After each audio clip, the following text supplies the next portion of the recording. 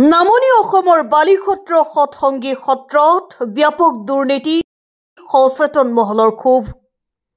নামনি অসমৰ অন্যতম পৰম্পৰাগত ধৰ্মীয় সত্ৰ বালিসত্ৰ সৎসংগী সত্ৰ বৰ্তমান দুৰ্নীতি আৰু অপশাসনৰ কেন্দ্ৰবিন্দু হৈ পৰিছে। 500 বছৰ পুৰণি এই আধ্যাত্মিক অনুষ্ঠানত একাংশ বিষয়ববীয়াৰ লুণ্ঠন-ৰাজ চলি আছে বুলি সচেতন মহলে অভিযোগ উত্থাপন কৰিছে। কাৰ ব্যক্তিগত লাভালাভৰ বাবে সত্ৰস্থলীৰ বিল্ডিঙত কোনে মদৰ পাৰ্টি দিয়ে। জগদীশ বৰুৱাৰ এটা ফেচবুক পোষ্টে উদঙাই দেখুৱাইছে বালিসত্ৰ সৎসংগী সত্ৰৰ ভিতৰৰ কলা অধ্যায়। অভিযোগ অনুসৰি বৰ্তমান সময়ত বালিসত্ৰ সৎসংগী সত্ৰ এক গভীৰ সংকটৰ সন্মুখীন হৈছে। চৰকাৰী আঁচনিৰ পৰা কোটি কোটি টকা লাভ কৰাৰ পিছতো সত্ৰত সঠিক উন্নয়ন দেখা নাযায়। জোৰা ঢাপলি আৰু ৰং তেল সানিয়ে লাখ লাখ টকা আত্মসাৎ কৰাৰ অভিযোগ উঠিছে।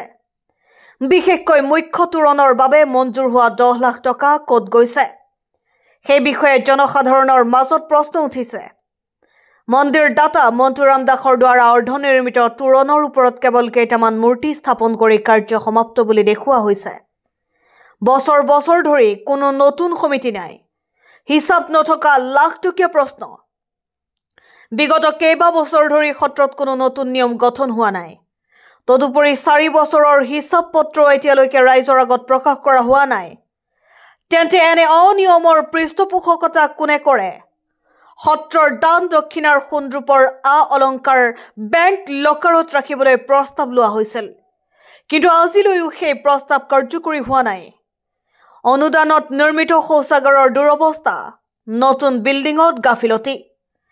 প্ৰাক্তন ৰাজ্যসভাৰ সাংসদ বিশ্বজিৎ দৈমাৰীয়ে দিয়া 3.50 লাখ টকাৰ অনুদানেৰে সত্ৰত শৌচাগাৰ নিৰ্মাণ কৰা হৈছিল, কিন্তু এবছৰ নহওঁতে সেই শৌচাগাৰ ফাটমেলা আৰু ধ্বংস হোৱাৰ অৱস্থাত উপনীত হৈছে। জহি খহি যোৱা সেই শৌচাগাৰ আকৌ 1.5 লাখ টকালৈ মেৰামতি কৰা হৈছে। আনহাতে অসম চৰকাৰৰ অনুমোদিত 50 লাখ টকাৰ বিল্ডিংটোৰ অৱস্থা শোচনীয়।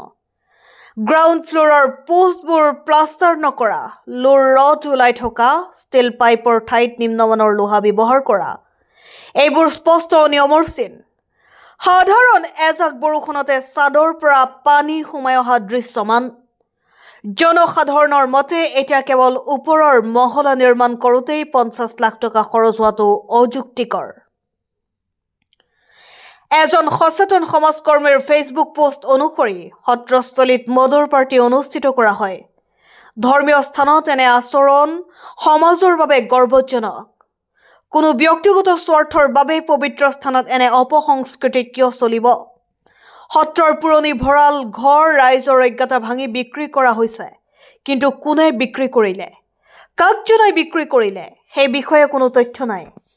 লগতে নতুন কামবোৰ চৰকাৰী অনুমোদিত হৈও ঠিকাদাৰী পদ্ধতিৰে নিৰ্মাণ কৰা হৈছে।